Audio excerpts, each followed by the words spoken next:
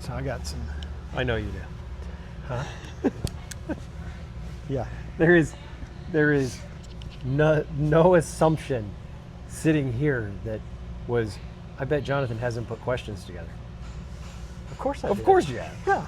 Thank God you did. You Good see thing one- I'm a planner. You see mine? All right. Well, hello everybody. They're all up here. Yeah, they're all there, Yeah. locked in. All right. Well, hello again. It's been a while since posted, but trying to get back a little bit more active. There's been a lot of things that have happened over the course of the last 2 years, just in life, in the overlanding setup, in the process of selling the 4Runner. Switched over to a Tundra and had a 4-wheel camper, Project M, for a while. Both Ryan and I did. We kind of ran those setups for a while, and I'll have Ryan introduce himself here in just a second. But just a reminder for those of you who might be new to the channel, Jonathan, as I mentioned before, 25 plus year Air Force vet, retired last year, and I'm in the process of just trying to find my way and love life and get out and explore. And this is one of my best buds here, and we do a lot of exploring together.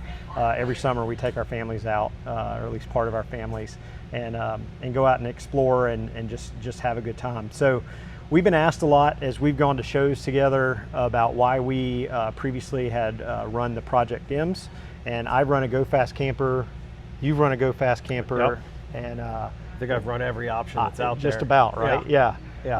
And you also ran the Alu Cab, the canopy camper, Canopy right? camper, yeah. Yep. And you've also had about every overlanding rig. 4 trailers, 6 different styles of rooftop tent. Should we mention how many vehicles? No, I don't. It's okay. Yeah, we'll just. We don't leave have that time out. for that. Yeah. You said keep it short. So really, we wanted to come to you guys because we do get the question a lot about the Project M, 4-wheel camper Project M that we've been running for since November of 23. I think is when we got ours, and just kind of explain why we've run that, and then spoiler alert, while we're changing from that. So do you want to just do a quick introduction? Yeah, of it'd be yourself? great. Yeah. So my name is Ryan Mathis. I'm a, I don't know if self-proclaimed adventurer is right or not. Longtime sort of IT professional services consultant. Longer than that, I've been in the quest of the perfect vehicle, right? And so Does it exist? It doesn't No. exist. That's the the reason I mentioned consultant is I'm a data nerd by profession. And so a lot of what I'm going to share kind of stems back to that, right? Yeah, sure. So, before overlanding was overlanding, I called it expeditionary camping. I've always been more into and gravitated towards point A to point B to point C, which is now termed overlanding or touring. Yeah. Right? Yep. And I've been doing that since 2012, really kind of in earnest. Before it was popular. Way before it was always popular. but Well, the naming, yeah, right? Yeah. Yeah, and part of what we want to touch on, and to the point Jonathan is making, is I think we've both been in quest of what's the perfect setup, and so where the data nerdiness comes in, and a lot of what we're going to talk about, I think, in terms of the why of why we landed on a Project M, right? Why do we move? I moved to that from a canopy camper on a Gladiator, which I moved to from a Mission Overland trailer. Which I moved to from a rooftop tent. So it all comes down to, there's an inverse relationship between livability and capability. And we've been in this quest of what's that intersection for years. And I think everyone that or at least that I have had, has fit the need for when I needed it, right? As my experience grew, as my capabilities became better, as the family grew, so did my wants, needs, and desires, right? And so it just kept expanding. Like my first tent was a Tough Stuff, inexpensive, because it was a great tent. I love that tent. I actually sometimes still miss the functionality of that thing. And really, quite honestly, there hasn't been anything that I've had that was terrible. Right. In terms of quality, I had the Free Spirit Recreation tent. I had the one that was on the remote control. Man, you remember that? That thing was bougie. Yeah. While everybody else is sweating, I'm just sitting there with my remote. What's that noise? Yeah. Oh, Jonathan's setting up.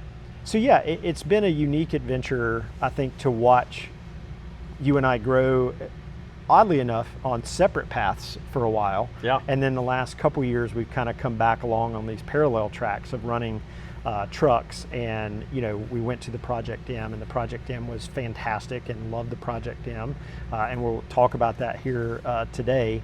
And we'll talk through what we're switching to and kind of why we're switching. So I think it'd be good for us to just chat about what did we love about, why did we choose the Project M, and what did we love about the Project M?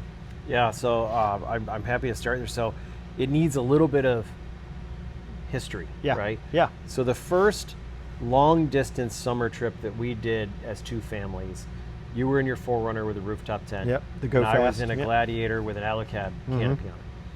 And at the time, so I'll talk to my side of that, our, at the time, 10-year-old son, who was 3.5 feet tall, fit across in what we called the lower bunk. Yeah.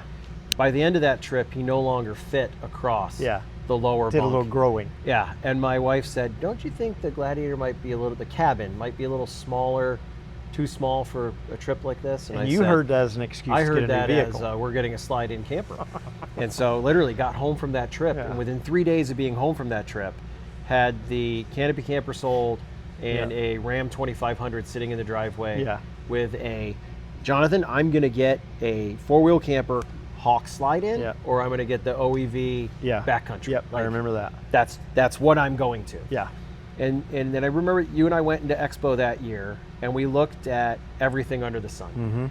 And what for me was I'm getting a slide-in. Yeah. The best choice was either a Tune Outdoor M1 or a 4-wheel camper Project M. Right. We were. I immediately went from, you know, the slide-in may not be the best. Yes, if you want to take it out frequently and all that, which you can do with the others.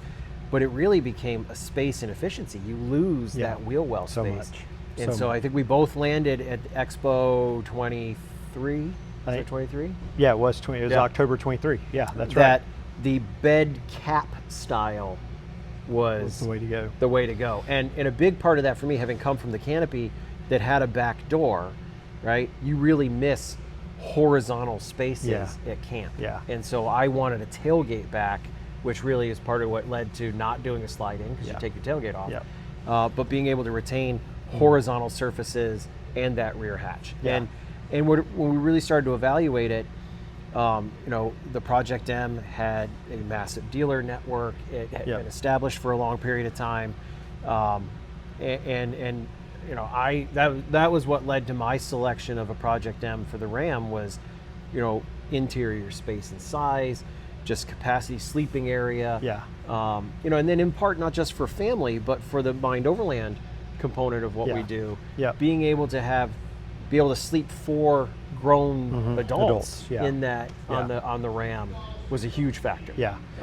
And I remember us walking around at the show, and you were looking for the slide-ins, and, you know, early on, and you know, for me, I think I've always been like, I don't know why, weight conscious on all of my vehicles.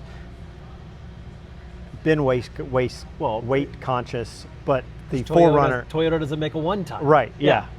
But somehow the 4Runner became 6,000 pounds. But I was somehow anyways. That's a Seth calculation. I think it was like 7,400. Yeah. Well, according to the CAT scales, it was 6,000 unloaded. But anyways, so yeah, I was like, I want something that's light.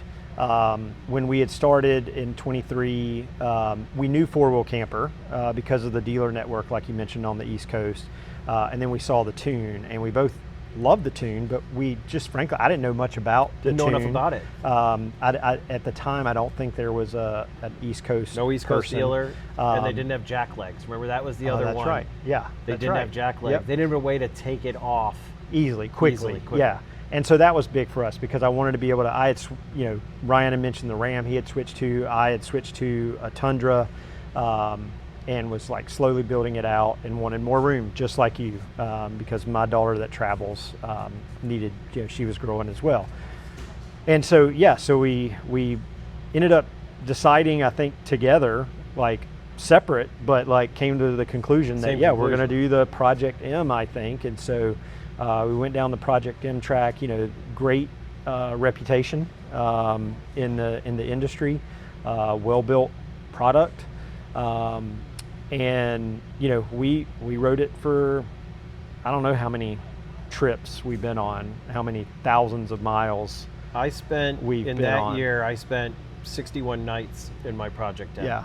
Yeah. In a little over a year and a half, almost a year and a half. It was 61 nights. I would say I was at least that. And we went on a lot of trips together as well. But yeah, so a lot of nights spent in the Project M, a lot of build outs that we did in the Project M. You built out a set of drawers in the Project M out of 80/20, which was great. And then you helped me, or you built me, and I just watched. You built it out, and you just said, "Hold this," and I would hold this. I did do some holes. That's right. And I did not as many as Kim, but yes, and I did add some punch to the garage smell every once in a while. Correct. But anyways, we digress. But yeah, so we built stuff out. We put stuff on the sides. We put stuff on the interior, and really kind of got that system, I think, honed in, at least the way we would like it. And what I think you and I, as we traveled and put these miles together and nights in the camper, realized that maybe for us now we're just walking on these parallel tracks together. You've switched to the Tundra because obviously Toyota's the best that there is out there, right? That's what you said earlier. You didn't want to say it. If I can digress on my data nerdiness for a moment, right? So we That's just true. completed Yeah. an 18 state, 7,100 mile joint family trip. Yep. Which of course I'm a spreadsheets guy. Yeah. I have an Excel Christmas sweater. Yep. Right? Should explain it. I spent $855 fewer dollars in operating costs on the Tundra for this trip than I would have in the Ram. Which is kind of shocking, right? Because everyone thinks diesel. Yeah. But in part it was because I didn't go slide in. I ended up not needing the capacity that the one that all of it a had. 2500 offers. Yeah, right. Or the comfort. And so going back to a Tundra for me and maintaining the 6.5 foot bed, that was really important for family livability space. And you had been on a Tundra before, so you had been on a Tundra before, the second gen, right? Yeah. Yep. So the four-wheel camper checked, quite honestly, all the boxes. All the boxes for us. I think from my perspective, there were a few limitations that it had, and by the way, this is not to throw shade at four-wheel camper or anybody. Not at all. I think, just like we mentioned before, we moved on from a lot of different things because it's what fit us in that moment in time where we were at in our journey.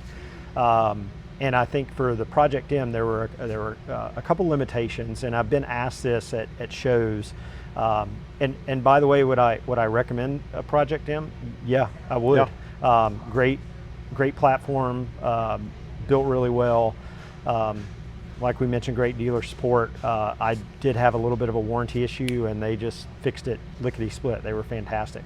I think one of the things for me, and we'll probably just ping back and forth here, was the roof, right? Yep. That roof is a little sensitive. I've got some younger kids that are part of the family now, and they'd be up in the bed and they'd want to kick that roof, and it can cause some damage because it's I don't want to say flimsy, but it's just not as sturdy of a roof as others that are out there. So for me, with younger kids now, that became an area of concern for me. Like, gosh, if they're just not intentionally, but just having fun, roughhousing or whatever, and they kick that, like it could be a permanent damage thing, and you got to replace the whole roof. And so that became pretty scary for me.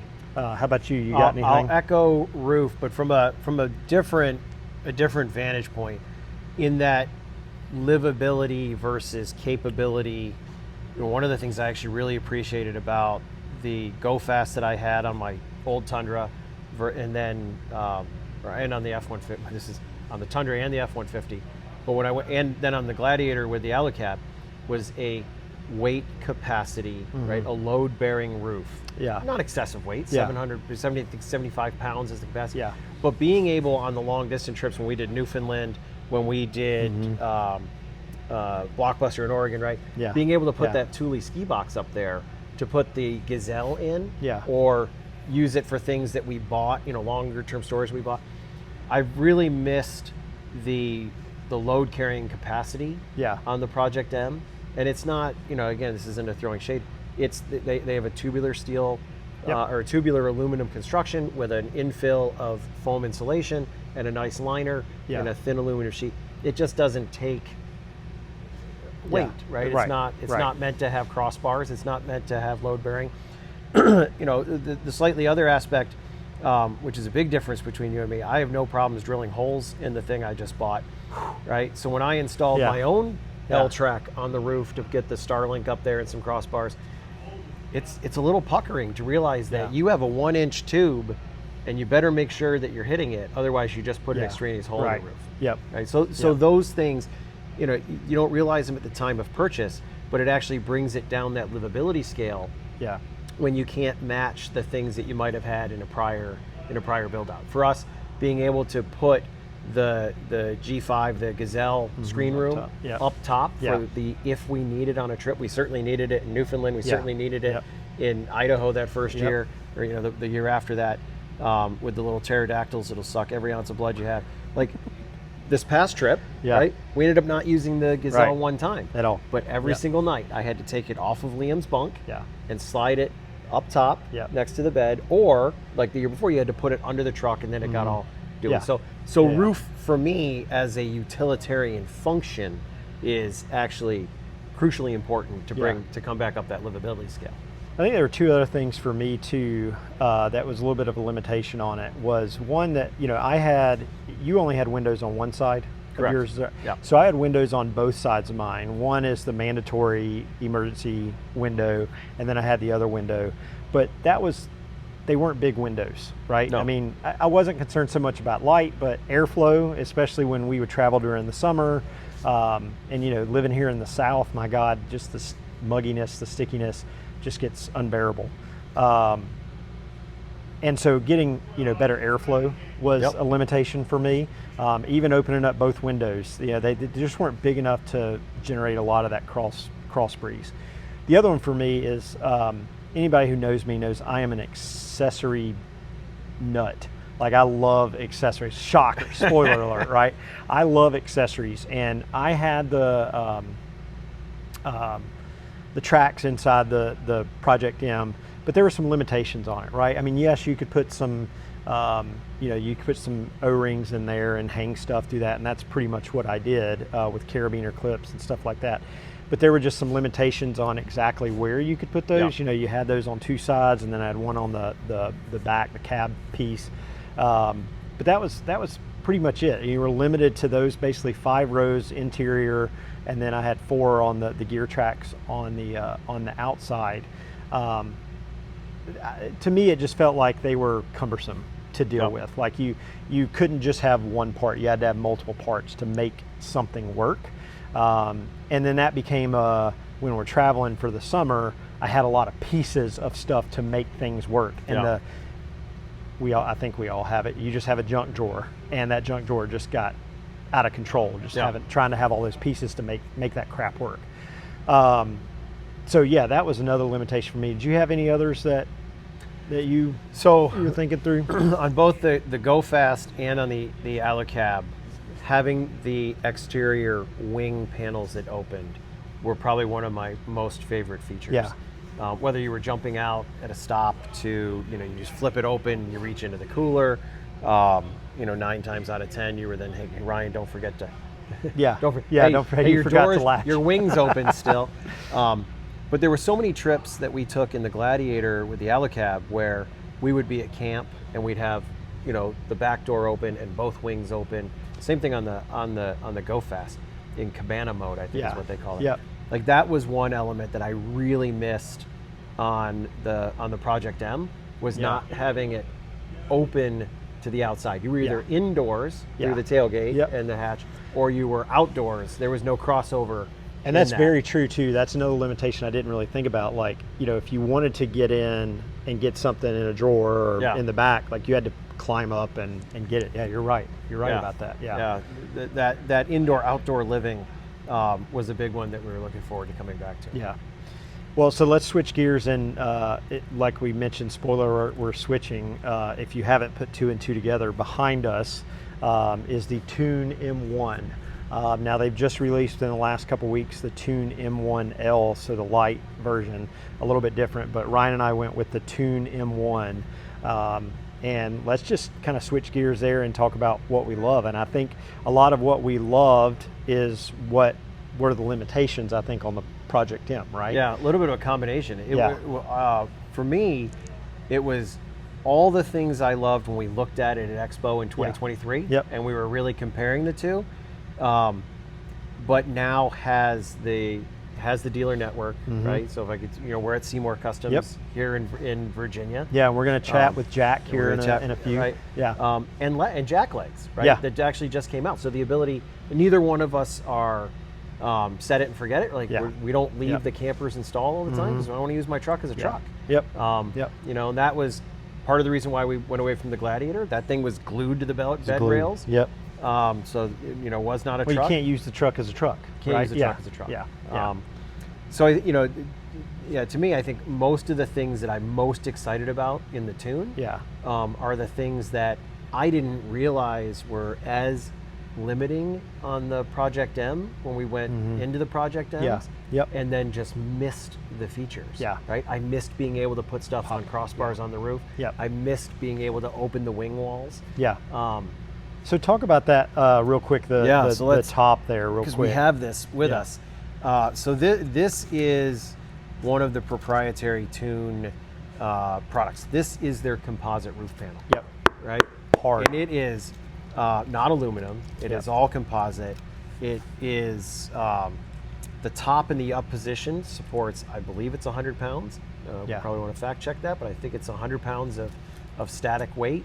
But in one of their videos, they show, not a big person, not a person my size, but like my son's standing on this, right? So it is a weight bearing. I've even taken a hammer to it and hitting it. Which was a cool one. So nobody's going to do that, but if you're really looking tree forward. limbs or whatever, I'm with you. I'm looking forward to being able to use that in a way that you couldn't really use the Project M, right? So we had to get creative with how we mounted the Starlink and gear and all that kind of stuff up top, like you mentioned. It is semi-functionally, right? Is the one guy on our veterans trips that is usually the last one to wake up.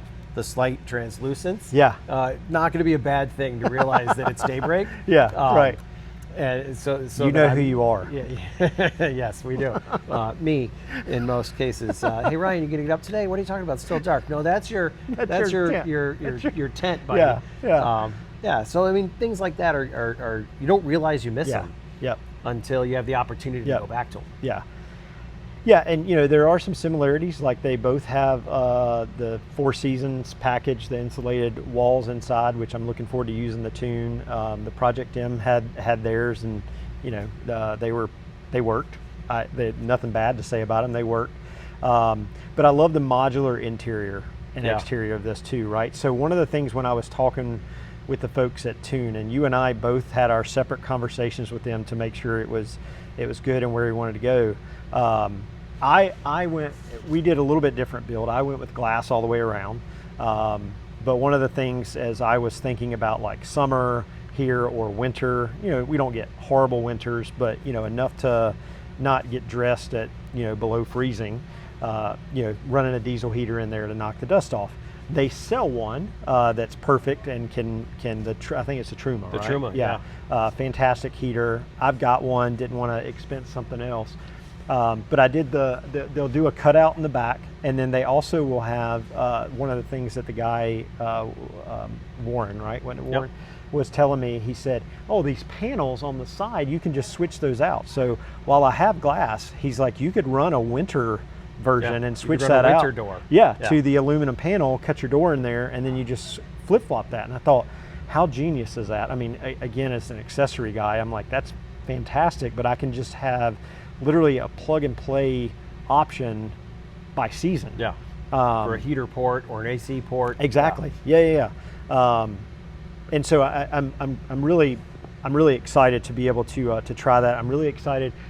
Again, you talk about fact checking. I can't remember how many 100 linear feet of track there is in there. It's something ridiculous. Of T-track. But that T-track, and the T-track is just so easy. It's everywhere. It's everywhere. It's everywhere, which is awesome. So you're not limited to, you know, you can put it either here, or you know, however you want to do it. It's wherever you want it to go. But it also makes, you know, as a build out guy, it makes it the possibilities start to become a little bit more endless, right? Yeah. You know, talking about the heater, I hard mounted a heater in my Project M, built to the wall with through wall outputs, right? And a lot of people install them in the truck bed. Yeah. My vision was the camper is the camper, the truck is the truck. So when I took my M off, right, everything went with it. The entire power system was connected to the upper, the heater was connected to the upper. Yep. I plan to do the same thing with the Tune, but I'm not now forced into this is the only place I can install it. Yeah. Right? Yeah, I now got have more options of where I can install, because I would have much rather had that on the bulkhead than on the side. Right. And so like but there was no option. It just wasn't. And again, you had to hit the tube in the wall. Yep. You know, the number of people that go online are like, hey, does anybody have a picture of one of these unskinned? In the M, again, T-track is everywhere, because the entire construction is aluminum extrusion framing. In the M1. In the M1, that's exterior interior, so you get T-track everywhere. I'm so excited about that. Yeah, me too. The other thing I'm excited about, everybody's got their camping quirk, right? So mine is being wet. I have right. none. You have none? No, well, of course congratulations. Yeah, I know better. I'll just not throw you under the bus. Mine is being wet. I can't stand being like wet, getting into bed, you know, all that kind of stuff. So when I found that, you know, the Tundra has a rear window that rolls down, and then, and I did this as an option for mine, the pass-through window. Yep. So, you know, in my head, I'm like, if it's pouring rain, you know, I can crawl in the back. Yeah, you know, I might not be able to pop it up unless I'm undoing the latches somehow. Oh, there's something tuned, automatic latches. You know, anyways.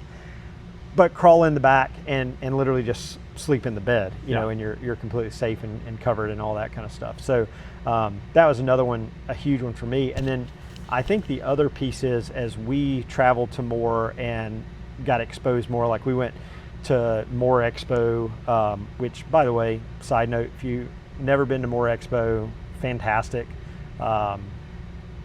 expo. But I had the opportunity this year to go and look at the tunes there, and that was really kind of what changed my mind. I was like, dadgummit, this is just an awesome setup. And I think the more, because I had a different eye on it this time, the build quality was just something that I had not taken note of before. That really, really struck me. I think it was the build quality, and for me, the Project M has this a little bit, but I love how the Tune like sticks out a little bit further on the side. Like you're getting a little bit more room. So like when you talked about with your son being able to sleep east to west, right? He'll have the extra leg room to be able to do that. Is it 60 inch? Is it 60 inches? I think it's almost 62. Or is it it's 72. 72. It is almost 6 foot. Neither one of us work in math. Yeah, but we'll that was on me though. You said 6 foot, 72 inches across. So I mean, I wouldn't be able to fit, but you know, again, if it's raining, I could sit in the fetal position. 5'9", I can fit. We could spoon, and true. I could, But I mean, because it is one of my favorite features, right? So in the M, right, where it is wider than the truck bed, and you get that 72-inch width. What I really dig about this one, they've accentuated it as a design element. It looks more intentional. It does. And by the way, folks, it is the difference really between the M1 and the M1 Lite. The M1 Lite, as you can see, if you go to Tune's Instagram, it was just released. Those are pure vertical sides, so it stays within the footprint or the width of the bed. But on the M1 Lite, the M1, right, that wedge is so intentional. But part of that intention is also, there's more T-track. There's T-track on the bottom of that thing. You're going to mount things to it. You can hang a Well, and I hammock think off about of like, you're right, and sorry to be turning away and referencing this, but like, you know, when you get to camp, if you want to hang your trash bag, or you want to hang your kitchen kit down, boom. You can have eye hooks that are already in that T-track. Right, and you take your trash roo bag out or your little Blue Ridge bag out. Clip, and your trash is hanging. Right, you're done. It's awesome. I just, those are the little things that I'm like, I can't wait to get that to get that on. So you mentioned before, and we'll talk to Jack. You know, so one of the dealers, maybe the only dealer I think on he's the the only East dealer on the Coast. East Coast. We'll fact check check. that with Jack. But it is See Mor. We're gonna get Snoped after this. We probably are. Yeah. Hopefully not. We'll get we get a those- clean Snopes report. You know we're going to get those trolls at the bottom. They're like, you guys are idiots, which is also true. That's all right. I'll keep them off the internet. But See Mor Customs here in I think it's Mount Crawford, Virginia. Yep. Right down by the exit where the new Buc-ee's was built, so you can kill two birds with one stone.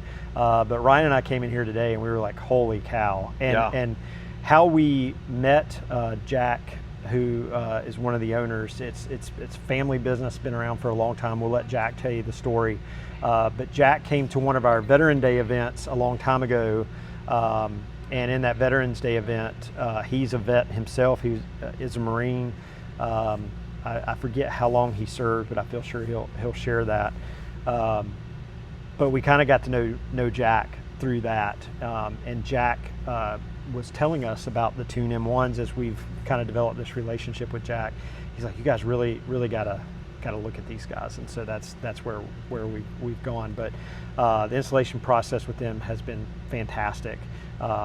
The communication with them, as soon as, and by the way, communication with Tune, fantastic as well. Walking us through the process. That was something I didn't necessarily have with the Project M. Like, Tune called me and we're like, all right, let's walk through all of the accessories. Yeah. What do you want? And then even talking to Warren. Well, they even Tune. pressure tested. Yeah. Some of the things. Yep. Well, tell us what are you thinking there? Yeah. What are you thinking? Yeah. There? Like, Yeah. why do you think you want that, or why do you don't think you want Yeah. that? And I actually changed some of the things. Yep. in what I mean. So I went on to I think we both did, right? Because when we finally talked to Sean, and he was like, Yeah. "Oh, do the thing." I was like, "I have 20 build outs on your site," and he's like, "Oh yeah, you do." Yeah. So I mean, the configurator online is fantastic, but there were things that I had selected and omitted. Yeah. That in that conversation with Warren, it was Went like, back and added. Yeah, it's yeah, the I was same like, way. hey, let's talk about how we actually see that in use case. What's your use Yeah. case? And that aspect was really cool. And to that, it wasn't like an upsell. There were actually things he talked me He out of. convinced me to not Yeah, to add. not do. Yeah. Right? Like you might not need that because of X, Y, or Z. Yeah.